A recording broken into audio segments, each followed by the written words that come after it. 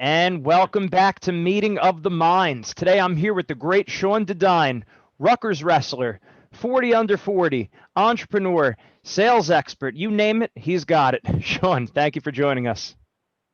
Yeah, thanks for having me, and thanks for thanks for the kind introduction.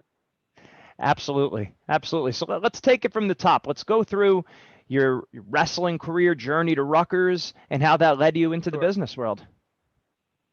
Yeah, I mean, I had a little bit of a weird college experience. I actually, and a lot of people don't know this, and I'll try to keep this part short because it's a little long-winded. But I actually went to Montclair State out of high school to wrestle, Division III school. And I was recruited there, and August 1st or August 2nd, after high school had ended, I got a call from the head coach that they dropped the wrestling team. So I was in a weird spot. I started wrestling when I was 4 years old. I started playing football when I was 7 years old. I played through high school, so it was kind of too late to transition schools or leave or any of that stuff. And so I called up the head football coach, found his phone number online. I don't really know how I found it, but anyway, I got him on the phone, and I was like, "Hey, I'm Sean. I play football. I wrestled. This is the story. I'm going to school, and I'd like to be on the football team." He was like, probably confused how I even got him on the phone. And he's been there he's still there now, I think. He's been there 30 something years. He has one of the most wins in college football history. And he was like, "Sorry, we're full. Camp starts in 2 days." So I got in my car and I drove from Bayville, where I grew up, to Montclair State. And I knocked on his door 2 hours later. I'm like, "Hey, I just called you." And he's like, "I don't know why you drove all the way up here. We're full." And I was like, "Hey, I'm already here." I was like, "I'm a really good long snapper. Would you mind just watching me snap the ball a little bit?" And so I guess to amuse me, he sent me out on the football field, and I snapped the football maybe 20 times or so for him. And he watched out of his office that overlooked the football field, and then called me back into his office, gave me a packet of papers, and I went to football camp. So if he doesn't let me on the team, or I don't drive there, and no one told me to do that, I just kind of did it. If I don't do that, I don't know if the rest of the story keeps going. I might have just kind of ended that there. So I don't give Montclair State football a lot of credit. They probably don't even know I played. I snapped.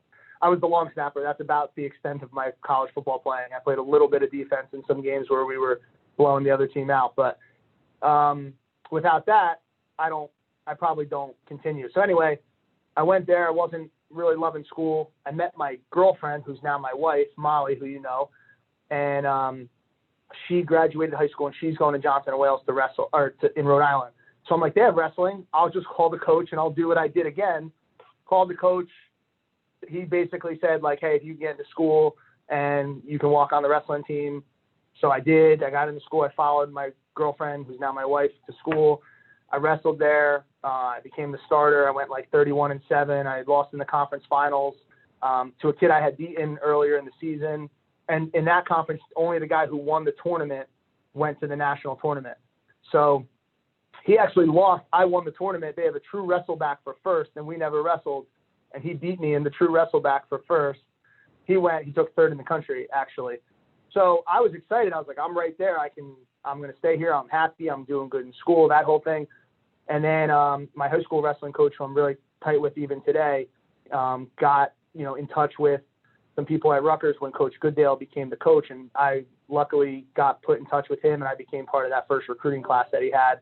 And that kind of was the changing of the whole story, because there's just such a different commitment level, not obviously from the athlete from Division III to Division I.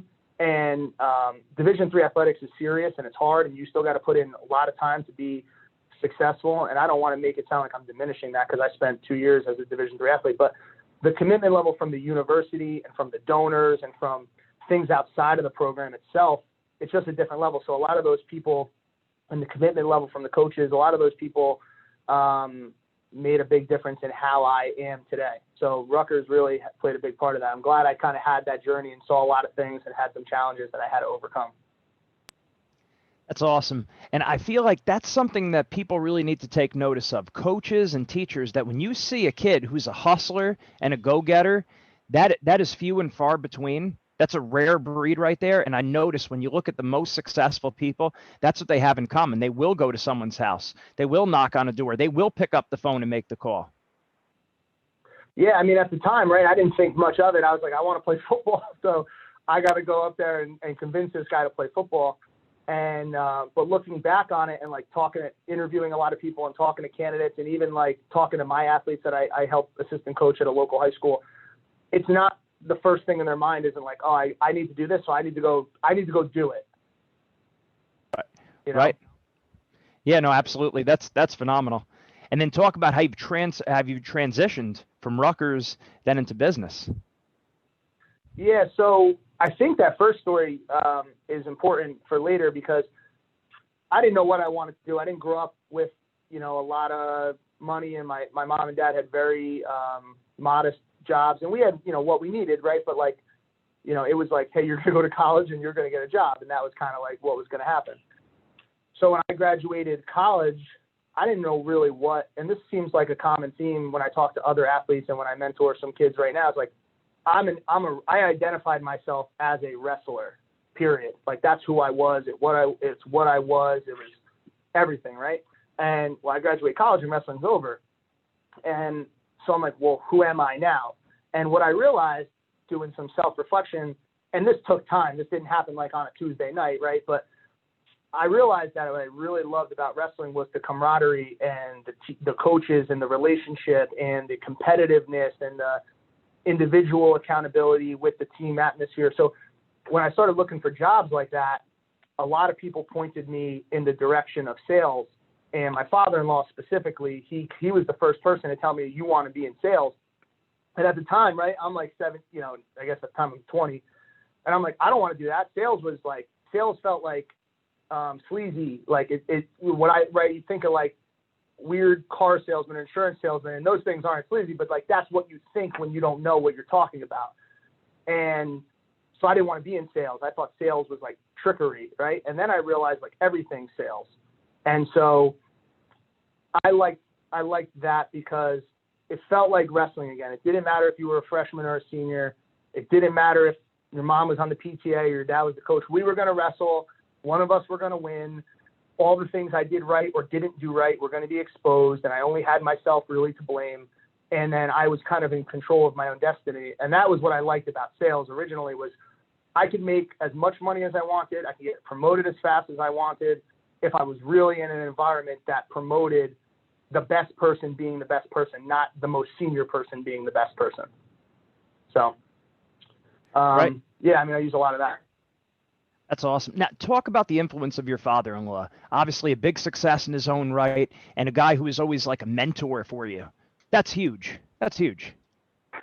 For sure. I guess a little part of that story, too, is I went to senior prom with my girlfriend, who's now my wife. So we've been together for almost 15 years, and we went to college together. So, like, we've never broken up, or we've been together from the time I went to college until today. And so my father, he was a really hardworking guy. He actually worked 2 jobs. He just retired October 4th from his jobs. And the one job was my mom had left, and that's another story for another time. But my dad basically could have kind of like crawled in a hole and died, so to speak, right? Because she left and she had her own problems to deal with. And my dad had me, my brother, and sister. And at the time, I was the oldest. I was 15, I believe. And my sister was, say, 12. My brother was, say, 9. And he had to go to UPS to get benefits. And so he went to UPS, and they were only hiring people to load the trucks. So at like 52, this guy went to UPS, and he had to load the trucks from 2 o'clock in the morning till 8 o'clock in the morning. And then he went and worked all day, his regular job, just to have health benefits for me, my brother, and sister.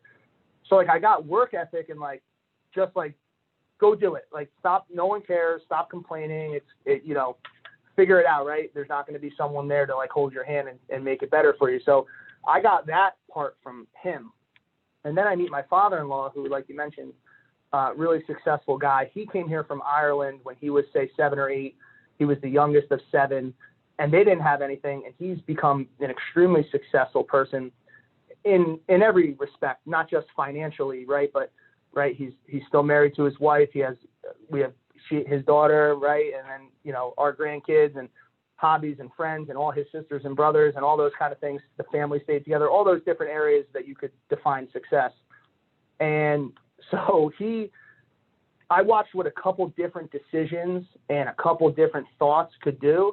And I'm like, all right, like it didn't seem that unattainable, right? I'm watching this guy who's like super normal, and I'm having harder conversations in my kitchen with my girlfriend's dad than meeting with business owners. Like you found out like they're just normal like you.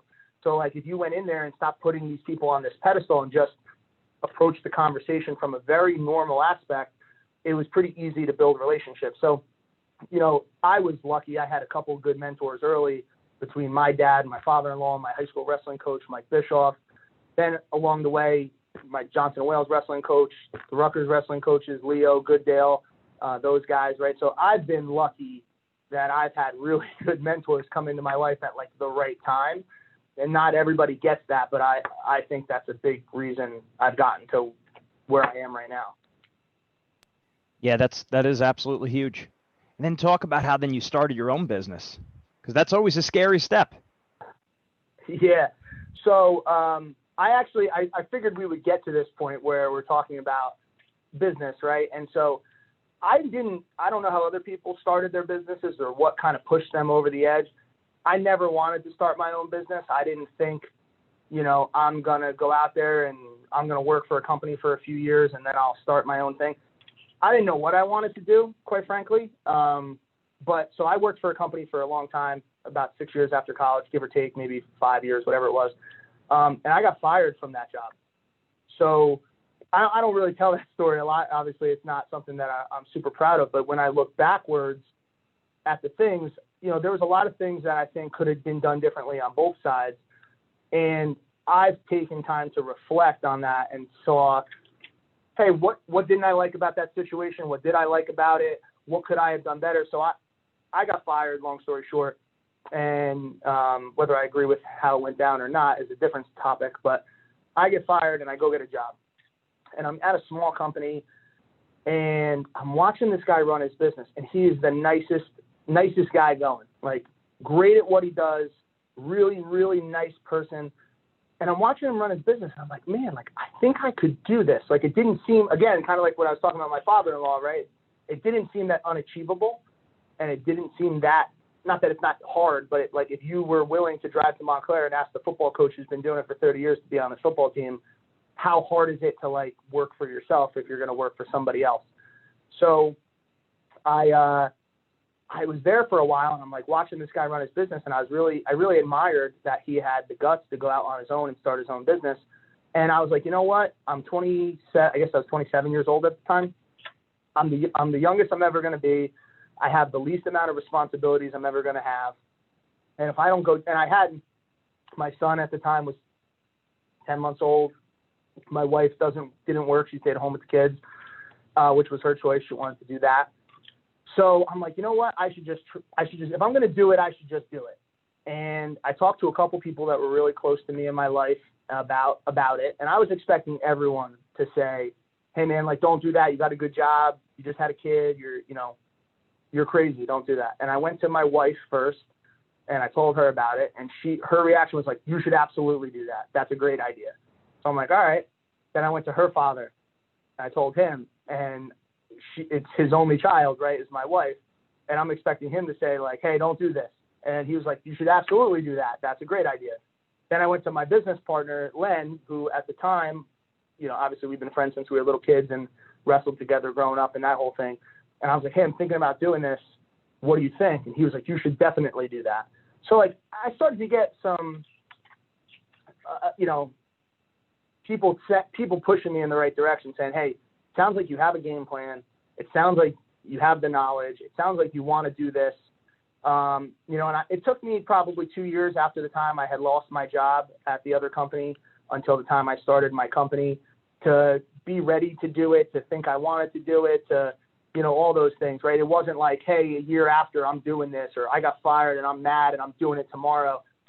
I didn't want to do it at first. I just went and got a job and I was like, what do I want to do? So it took some time, but when I looked back at like what I thought I was all about, and if I really think I'm a hard worker and I really think I'm good at these things, and I miss the camaraderie of being in a big office and managing people and hiring them and training them and developing them and all those things that come with sports and coaching and training, that I think people forget. Like being a manager in a business is being a coach in a sport.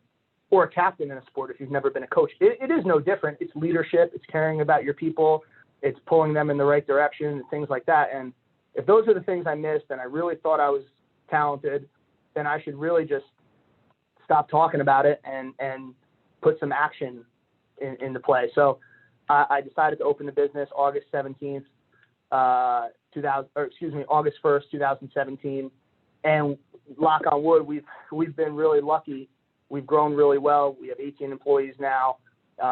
We were ranked in the top 250 privately held companies in New Jersey this year by NJ Business Magazine. We were voted the top 5 places to work in New Jersey by the same magazine. So all those kind of things, they reaffirm the things you're doing right, and they make you feel good. But it's really just about the people. I mean, the thing I'm most proud of is every single person we've ever hired, besides one person, still with me 3.5 years later. And I don't think many businesses can say that, especially many staffing or sales businesses. Yeah, that's a really big deal. I mean, because that turnover is very common, right? Especially in your field. Usually turnover is really common. The first 6 months as a recruiter, like, it's either for you or it's not. So, I mean, that's been big for us. I think about any business, or think about any sport, really. Like, you know, there's some freshmen, say basketball or football, right? They come in, they make an impact right away, and then they go to the pros. But, like, think about freshmen in wrestling right now. They're coming in, they can win NCAA titles, they can compete with guys on the world stage. So, like, the people are coming in, they're more polished, and, you know, they want chances to be really successful. So for me, I like, you know, I want to get people on my team that are hungry, that want to win. And then if I can coach them up and I can care about them better than anybody else can, I think I can get us where we want to go. Definitely. Now, if you're taking someone under your wing, what kind of mindsets, mandatory mindsets, must they have? And what are maybe some common mental mistakes to avoid? Great question. I mean, for me, when I interview somebody, I want to see if discipline plays a big part of their life, because there's going to be a lot of times where you're really not motivated to do what you want to do, right? Like, I work out regularly, and I was a heavyweight in college, and I had a big belly, and now I'm not a heavyweight in college, and I have a belly that's not as big as it used to be, you know. And I try to stay in shape, because just like sports, I can only give as much energy as I have, right? So if I eat better and I stay in shape and I get to bed at the right times and I wake up and work out, all that impacts how I think and how I can move all day. So from a mindset standpoint, I'm thinking about discipline and how that person's maybe been disciplined in areas of their life where they've done things they didn't want to do for reasons they didn't really feel like doing it, but they got through it and got it done. I think that plays a big part, because quite frankly, staffing, the job is not sexy, right? It's not, especially in recruiting, right? It's a lot of grunt work. You're scrubbing through a lot of resumes and a lot of people and making a lot of phone calls. You know, my average recruiter makes somewhere in the neighborhood of 11,000 outgoing phone calls a year. Now, not everybody answers, right? But they're dialing the phone about 11,000 times a year. They're making between 30 and 40 placements a year, right? So if you talk about 11,000 phone calls to get 30 people jobs, that's a lot of no, you know? So the discipline to make those calls every day. I look for stories, you know, like I have in my personal life, whether it's the football coach or my mom or getting fired from my job, where, like, it would have been very easy and socially acceptable to a large group of people to kind of crawl and die and feel sorry for yourself and give up forever or for a period of time and make a bunch of excuses as to why that would be okay. But I look for stories where that happened and the person didn't. And then specific in that story, there's usually somebody that helped them in there that could take no benefit from it. So if I see somebody that's been able to overcome that obstacle and then identifies, hey, I didn't do it on my own, someone helped me, and then they have some loyalty to that person, I feel like those are traits that I do really well with. I can take that person and get them up. And then it's somewhat like, I have a lot of athletes, college athletes that worked for me. And or especially, I think probably everybody in my company's played at least a high school sport. But I have several college athletes. And I just think the mentality of perseverance and resilience and discipline, I think those are the biggest things, right? So I look for those to come out in their stories, because the mindset, like, I feel like in an interview, if you're smart enough and you've done enough of them, you can kind of like tell me what I want to hear in many cases. But it's hard to make up a personal story that actually happened to you. So I try to make the interview as personal as I can. And some people let me right in and they end up working here and we have great relationships. And some people are like, hey man, this guy's asking me questions that are too close to the heart and I don't know him yet. And that relationship is never going to connect with me personally. And I don't think it connects well with our candidates, because you got to learn about these people very quickly. And so I would tell you that if you had me narrow it down, the discipline and the resilience and the loyalty would be the three things that I'm digging for on interviews the most. Great.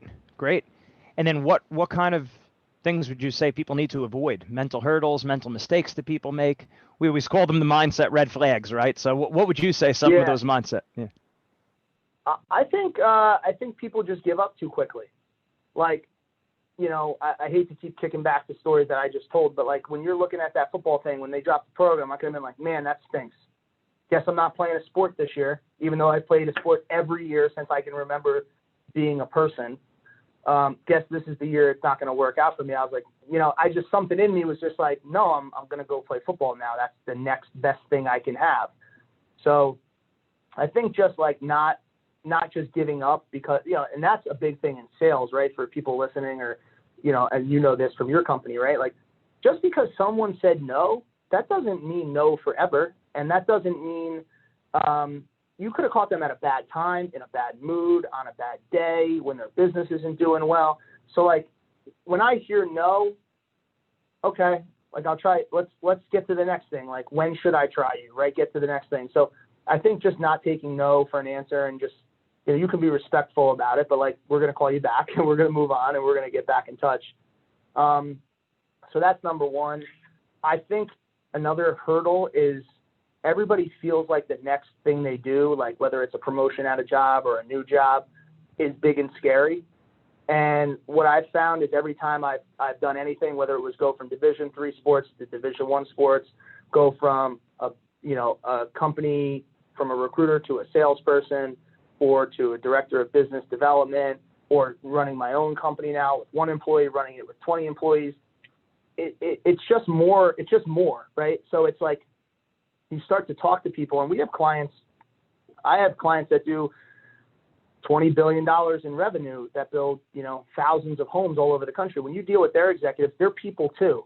So if you treat them, not being afraid of the moment, or not being afraid of the person, and just treating them like, probably like they want to be treated, like a normal person, and feeling like you belong in the conversation. I think those are things people often feel like maybe they're not good enough.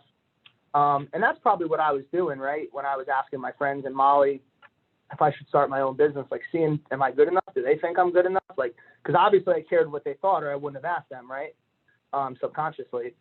So I feel like some people feel like they're not good enough to do the next thing, or have the next thing, or they don't deserve it. And my opinion on that is, if you put in the work and you know you do, then you do deserve it. You deserve it as much as anybody else does. So that's, I think, a big thing that I would tell people, like especially younger people, is like, when you get to a new company, like, you belong there. They hired you, so you're there. So now act like you're there, be there, like that whole thing. You know, I think it's very relatable to sports.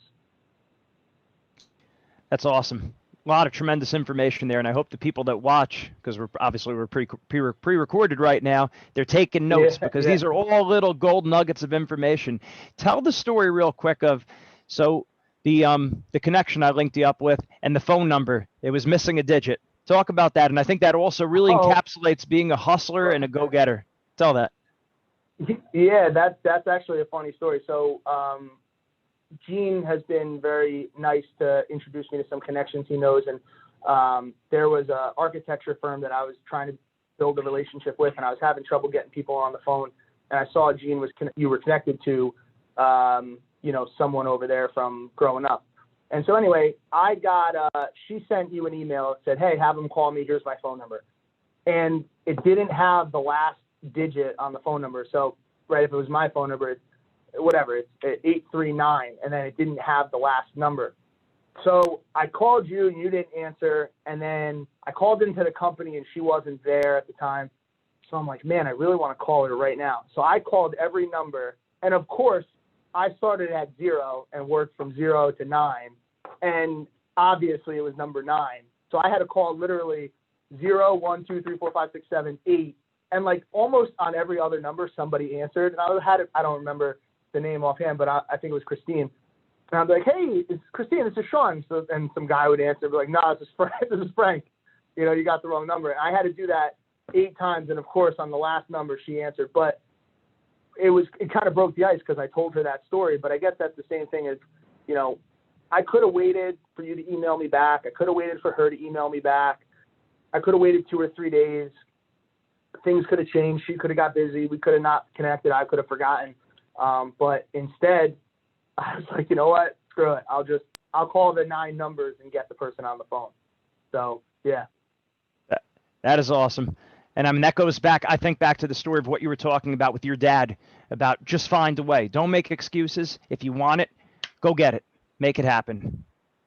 For sure. I mean, think about that, right? Like, not to air out all my dad's laundry. He actually just got remarried a couple weeks ago. So, but not to air out all his laundry, but, you know, him and my mom split up when I was 15. She left, and they were together for like 20 years, right? So, and they were together for like 7 or 8 before they had gotten married. So, like, it was very reasonable for him to be sad and not want to do the things that he wanted to do.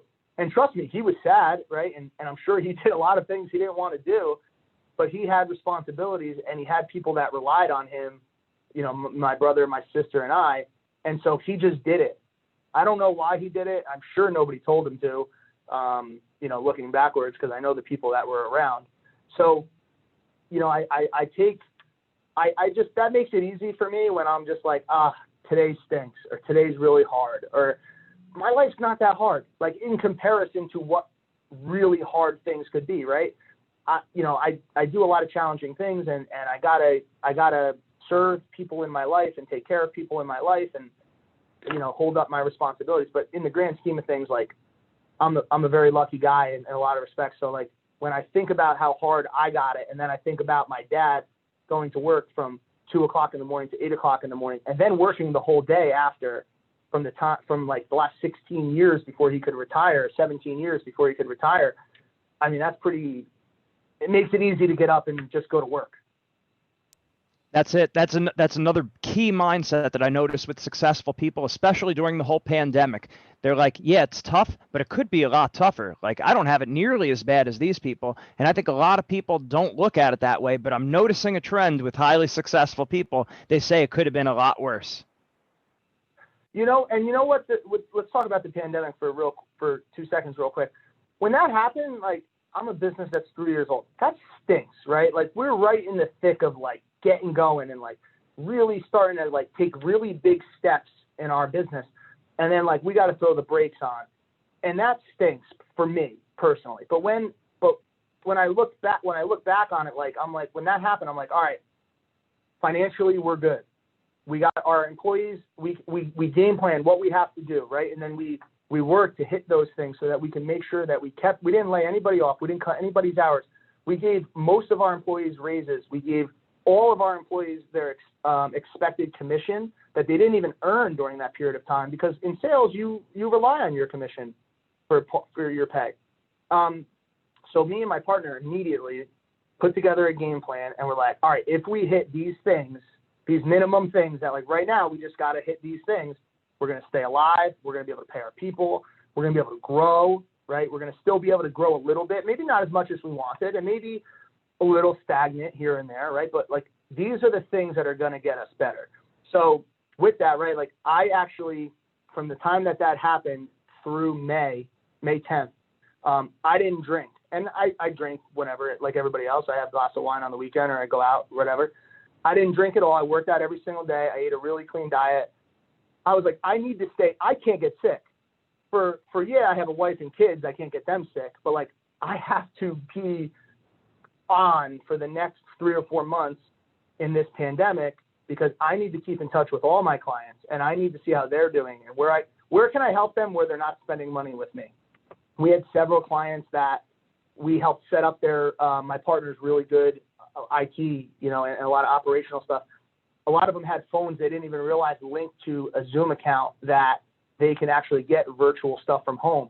So we found out a couple of our clients had that, and he set it up for them. We had a couple of people that unfortunately had layoffs, and they didn't want to lay off these people, but they had to for their business. And so instead of just saying, hey, you're laid off, I feel horrible about this, see you later, they put them in touch with us. And a couple of those people were actually able to get jobs. One woman, she lost her job on a Friday, and she started working the middle of the following week. So there was no gap so servicing our clients another way during this period of time and just keeping in touch with them. And then internally, we had a lot of downtime because we didn't have as many openings as we normally have. So we really went back to the basics and started training our employees. So every night from 5 to 6, me or my recruiting manager, Connor, or one of my BDMs ran a recruiter development meeting 4 or 5 nights a week for all of our team to get better and reaffirm the basic things we do. So we put together a plan to say, hey, we're going to get our butts kicked anyway for the next 4 months. So let's just get our butts kicked the least we can and get everybody better. And if we keep in touch and really care about our clients in a really bad time and not just care about them like, hey, got any openings? Can you give us some money type of thing? We're going to build stronger relationships. Our recruiters are going to be better. And then when everything starts to come back, which at some point it's going to, the world's going to end, we're going to be in a good spot because we cared about people more than just can they make a placement with us. So right. That's huge. And that is the mindset you need to have. Talk about, okay, so who do you service? Where can people find you? How do we point more people your way? Yeah, great question. So who do we service? So we're a staffing and recruiting firm, and we have different types of hiring. So we have our executive search, which is more your C-level, vice president level employees where there's an executive search. We have a temporary or consulting-based search where if you need people for a temporary period of time. And then we have our permanent search, which is a majority of our business.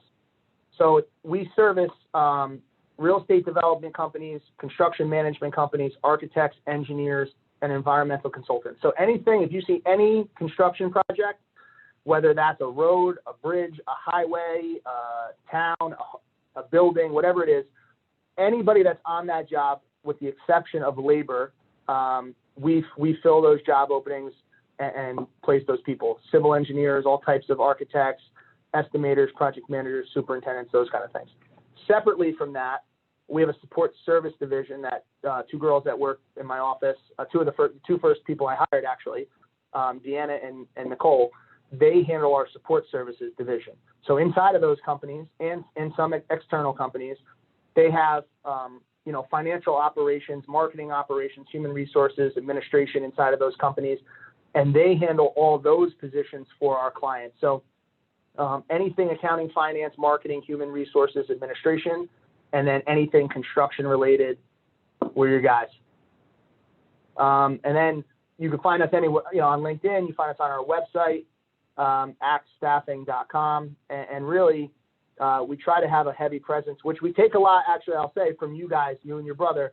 We take a lot of stuff from you guys. We try to have a heavy presence on LinkedIn. We've just got more involved with Instagram and Facebook. And at first I was kind of against it. I'm like, hey, our clients really aren't on Instagram or Facebook. But what I failed to realize, and I think I realize now, is that our candidate pool and the people that we're going to work with to place in jobs, when they're looking at what we're all about and who we are, they're on Instagram and they're on Facebook. And the girl in my office, Leanne, who runs all of our social media and our LinkedIn, and edits all of our articles that we put out. We put out articles every other Wednesday on best practices about interviewing and things like that. And she does an awesome job running all that. So I'm lucky, the same way I had mentors, I have really talented people around me that care about what they do. And so I think that's a big difference internally why we've had some success early on is everybody really, it's cliche. I hear everybody say we feel like a family and everybody's bought in, but we've been around for 3.5 years. We've grown a lot, and every employee we have is here and working hard. So I feel very lucky that I have a lot of people around me that care about what they're doing and care about us. Yeah, and that's the sign of a successful manager right there, that you're able to cultivate those people during the difficult times, also to have an eye for what other areas might they be strong at, and allowing them freedom to flourish in those areas. And overall, everyone wins. They win, the company wins. It's great. Awesome. Yeah, for sure. I mean, we have talented people now. Why am I going to tell them what to do all day long, right? That's why we hire them. That's right. That's right. Any links you want me to send, just let me know. I'll throw it in the show notes on YouTube. We'll get it up there. Sean, thank you very Awesome. much for Thank joining you. us. Yeah, man. Thanks for having me. I appreciate it. Absolutely. We'll talk soon. All right. See ya. All right. Bye.